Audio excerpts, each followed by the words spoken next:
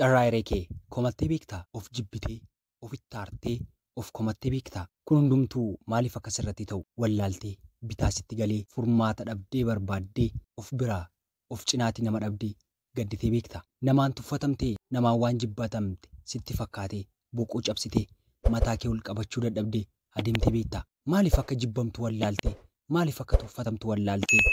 Maaliif namaa gad akka taate wallaaltee, of abaartee, waaqa kee komattee beektaa? Deebiin kee een taanaan yoosoo yaaddeensi qofaa miti. Yoo yaa akkam jirtu jaallatamtoonniif kabajamtoonni hordoftoota koo Oroon Inspire warra taatan akkam naaf jettu.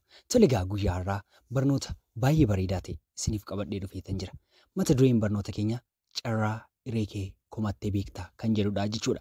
Tole egaa meeqan keenyatu carraa isaa komatee beeka, of jibbee beeka, ofitti gumgumee beeka, namatti gumgumee beeka. Irra deddeebitee yaaltennaan siif milkaa'uu dideera ta'uu danda'a.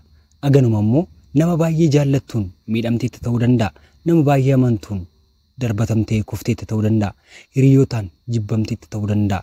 Hojii itti hojjettu irratti milkaa'ina dhabdee kun nama hin ta'u, kun hin milkaa'u, kun galma hin ga'u jedhamteetti ta'uu danda'a. Na amani garuu sun eenyummaa kee ibsuu hin danda'u.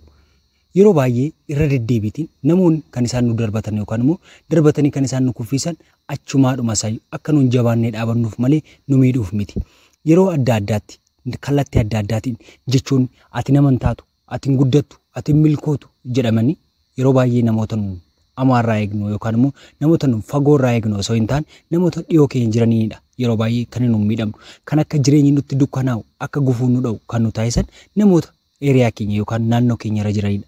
Nuti immoo jireenya keenya keessatti gadda har'a nu marsee jiruun, dukkana har'a nutti naanna'ee jiruun, jibba har'a nutti naanna'ee jiruun, hin milkaa'u jireenya jedhee jiru kanaan naannonee jiraachaa jirra ta'uu danda'a. Garuu kun eenyummaa keenya isa dhugaa ibsuu hin danda'u. Kanaafuu jireenya kee keessatti tuffatamteetti ta'uu danda'a. Jechoota baay'ee sin madaalleen arrabsamteetti ta'uu danda'a. Kun immoo onnee kee baay'ee miidheera ta'uu danda'a. Yeroo akkasii kana jireenya kee keessatti teessee gadditee boossee maaf biyyi lafaa kun natti dukkanaa'e, maaliifan qophaa ta'e, maali yoomaa koo ana malee namni biraa hin jiru jetteetti ta'uu danda'a. Kun eenyummaa kee ibsu. Har'a boo'aa jirta ta'uu danda'a. Har'a kufteetta ta'uu danda'a. Kun garuu eenyummaa kee ibsu. Ati isicharra boo'aa jirtu kanaa holidha. Ati isarra kufte kanaa holidha. Kufteetta tarii kufteetta ta'uu danda'a. Garuu ati nama kufaatisaarraa baratee iddoo guddaa ga'u malee nama kufaatisaatti taa'ee boo'u ta'uu hin qabdu. Jireenya keenya keessatti namni kamuu nama ta'e namni gammachuun addunyaa kanarra jiraatu hin jiru.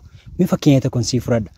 Dinnichi osoo abiddan bu'iin yookaan osoo bulluqa keessa hin bu'iin baay'ee jabaataadha. Garuu erga abiddatti siqe yookaan immoo bulluqa keessa bu'e baay'ee laafa. Akka jalqabaasaa sana ta'uu hin danda'u jechuudha. Hin miidhamu. Kanaafuu mee akkanuma immoo buphaa yookaan killee fudhannu. Hinqaaquun osoo abidda keessa hin lixiin dura yookaan osoo bulluqa keessa hin bu'iin dura baay'ee laafaadha. Hin dhangala'a. Yoo cabe faayidaan laatu lukkuu ta'uu hin danda'u jechuudha. Garuu akkanuma immoo yoo abidda keessa bu'e yookaan immoo bulluqa keessa bu'e ni jabaataa jechuudha. Akka jalqabaa sana yoo dingata lafa bu'e cabeen dhangala'u. Garuu yoo abidda keessa bu'e yookaan immoo yoo bishaan bulluqa keessatti danfe keessa yoo bu'e garuu ni jabaataa jechuudha. Isa duraa sana caalaa ni jabaata. Kanaafuu jireenya kee keessatti akkam ta'uu barbaadda? Akka dinnicha sanaa ta'uu barbaadda? Kan osoo qormaanni itti dhufin, kan osoo gaddi itti dhufin, kan osoo miicabni hin dhufin, kan osoo arrabsoon itti dhufin, kan osoo tuffatamuun itti dhufin jabaate akka dinnichaa ta'e gaafa qormaanni itti dhufu immoo bulluqa bu'ee laafu sana ta'uu barbaada. Moo osoo lafarraa jiraataa jiru noormaalii isaa yookaan immoo osoo qormaanni itti dhufin, osoo gaddi itti dhufin, osoo chaalenjiin itti dhufin laafaa ta'e gaafa chaalenjiin itti dhufu yookaan immoo gaafa rakkoon itti dhufu isa jabaatu sana ta'uu barbaadda? Carraa hiree kee kumatteetta ta'uu danda'a. Of jibbiteetta ta'uu danda'a. Mataa buusteetta ta'uu danda'a. Garuu qormaanni sitti dhufe kun na amani hanga dhumaattis duukaa hin turu. Yeroo baay'ee namoonni yeroo abdii kutatan ni argama. Namoonni addunyaa kanarra jiran baay'inaan carraa hiree isaanii namni hin komatiin, namni of hin jibbiin, namni of itti hin gungumiin, naan firri nan jaallatu, obbolaan nan jaallatu jedhee namni yaadeen tokko tasumaa hin jiru. Kanaaf ani gorsa koo har'a siif qabadhee dhufe qophaa'ee eegi. Jireenya kee keessatti addunyaa kanarra hanga jiraatutti guyyaa hundumaa gammaddee jiraachuu hin dandeessu. Akkanuma immoo guyyaa hundumaa gadditee hin dandeessu. Kanaafuu qophaa'aa. Wanta si mudatu kamiifuu qophaa'aa. Tarii nama tarra jaallataa jirtu kun, nama tarra of biraa dhabuuf sassattu kun, nama tarra of biraa yoo dhabdee jireenya si jalaa dukkanaa'u fakkaates rakkisu kun guyyaa tokko farkaa du'aan dhabuu dandeessa. Yeroo sanaaf jabeetteen dhaabattu taanaan qophootiin dhaabattu taanaan na amani hin baqa dhaabachuu akka gadan dhawutti geessa. Nama tarra jaallachaartu kun sirraa adda ba'uu danda'a. Sirraa fagaachuu danda'a. Garuu si duukaa jiraachuu hin danda'u. Kanaaf jireenya si mudatuuf of qopheessi. Nama tarra jaallatteertu kun deebisee akkati jaallatu sanatti si jaallachuu dhiisee onnee kee cabsuu danda'a. Onnee kee madeessuu danda'a. Namatti abdatteetu sun si ganuu danda'a. Kanaaf immoo jireenya addunyaa kanarra jiraattu yookaan addunyaa kanarra jiraattu guutummaa guutuutti jireenya dhiphuun, gaddaan, gadadoon, yaaddoon kan guuttedha. Jaalalli akka jiru jibbillee jira. Akkuma wal arguun jirullee gargar fagaachuun jira. Akkuma wal faarsuun jiru wal arrabsuun jira. Kanaafuu jireenya sitti dhufu hundumaaf of qopheessi. Gadda guutuun jiraachaa naftu. Gammachuu guutuunis jireenya biyya lafaarra jiraattaa naftu.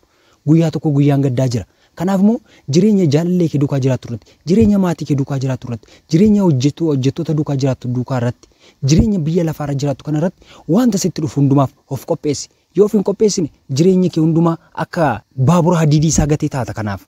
Kanaaf immoo jireenya kee keessatti wanta si mudatu hundumaaf, sababa si mudatu hundumaaf jabaataa ta'uu qabdaa jechuudha. Gaaffii addunyaa kana irratti waan baay'ee sitti ta'uu danda'a. Namoota hedduu jaallattuun miidhamuu dandeessa.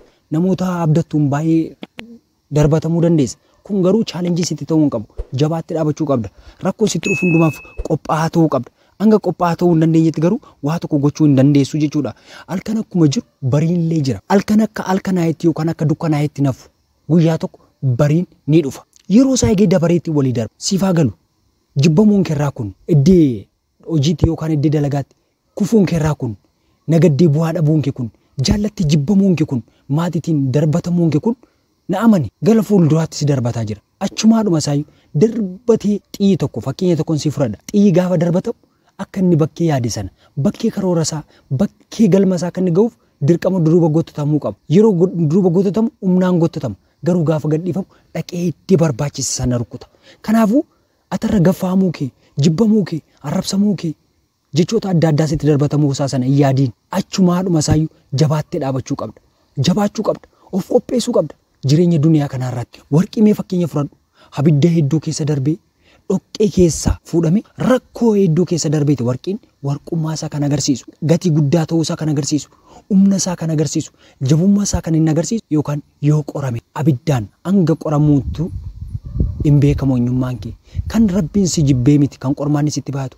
Kan qormaanni irra deddeebi'ee sitti dhufu sababa rabbi sin jaallanneef sababa namarraa adda taateef kan akka kootiin jiru akkati jechuuf otoo hin taane akkati jabaatti dhaabattuuf kan isaa akkati taatuuf nuti immoo rabbiif oomisha isaati wanti badaanu keessa hin jiru nuti yaada badaa of keessa kaa'ee of tuffata. Namalee rabbi nagarree namalee naman qoruu anatti maaf karaan jallata wanti diriiraa namaafillee natti garuu karaa bahaa ta'eera jennee gaafa yaannu na amani haalattiin jireenya keenya keessatti rakkoo tokko simannudha. Rakkoo haala kamiin simannu rakkoo nutti dhufu rakkoo maatiirraa rakkoo jaalalleerraa rakkoo hojiirraa rakkoo daldalaarraa rakkoo wanta barbaadeerraa nutti dhufu haala kamiin simanna. Dubbii sana yookaan immoo haala sana haala nutti simannudha. An jireenya keenya ulfeessu yookaan an jireenya keenya salphisu. Jireenya keenya irratti qormaan akka nutti jabaatu kan godhu haala nutti qormaata nutti dhufe sana fudhannudha. Yoo jabeessinee guddisnee ilaalle jireenya keenya illee rakkoon akkasuma guddatee mul'ata. Garuu waan gaariif godhe mee karaa quraanaa ilaalle hayyuubu amma hin fataname sababa dogoggoree fi sababa rabbiin jaallateef hin fataname garuu jabaatee dhaabatee darbe iyyoobiin karaa matsaafa qulqulluu yoo ilaalle immoo iyyoob amma hin fataname qormaata baay'ee keessa darbe dhala isaan gadhabuutti qabeenya isaan gadhabuutti ni ga'e garuu jabaatee dhaabatee wanta sana of qopheessee galma barbaade ga'e nutoo maadhaan rakkoon tokko dhufe ani bade ani jireenya koon taane an of hin jibbe jenne yeroo baay'ee namoota akka jedhanii jireenya isaanii abaaran argina. Kanaafuu carraa hiree keen kumatiin wanta sitti dhufe hundumtuu gaarummaaf jedhe.